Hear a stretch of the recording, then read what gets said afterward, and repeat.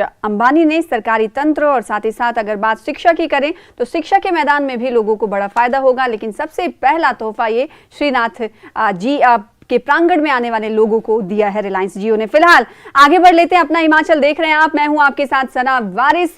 खबरों की करेंगे शुरुआत, लेकिन उससे पहले नजर डाल लेते हैं हेडलाइंस पर।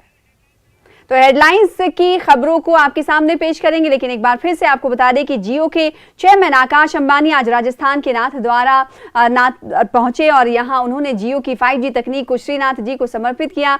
इसके साथ ही आज से जियो की 5G की सर्विस भी लॉन्च हो रही है। आगे बढ़ लेते हैं, प्रधानमंत्री नरेंद्र मोदी ने आज 10 लाख कर्मियों के लिए भर्ती अभियान रोजगार मेला का शुभारंभ किया। प्रधानमंत्री नरेंद्र मोदी ने वीडियो कॉन्फ्रेंसिंग के माध्यम से रोजगार मेला का शुभारंभ किया। इस अवसर पर 75,000 लोगों को नियुक्ति पत्र सौंपे गए। हरियाणा के गुरुग्राम में भाजपा के राष्ट्रीय अध्यक्ष जेपी नड्डा ने इस समारोह में हिस्सा लिया।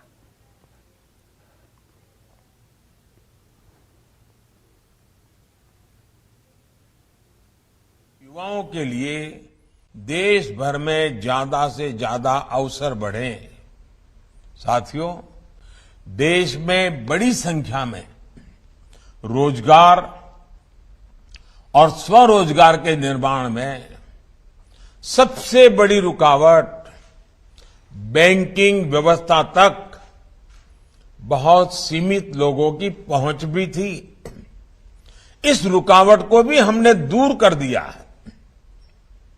मुद्रा योजना ने देश के गांवों और छोटे शहरों में उद्यमशीलता का विस्तार किया है। अभी तक इस योजना के तहत करीब करीब 20 लाख करोड़ रुपए के ऋण दिए जा चुके हैं। देश में स्वरोजगार से जुड़ा इतना बड़ा कार्यक्रम पहले कभी लागू नहीं किया गया। इसमें भी जितने साथियों को ये ऋण मिला है उसमें से 7.5 करोड़ से अधिक लोग ऐसे हैं जिन्होंने पहली बार अपना कोई कारोबार शुरू किया है, अपना कोई बिजनेस शुरू किया है।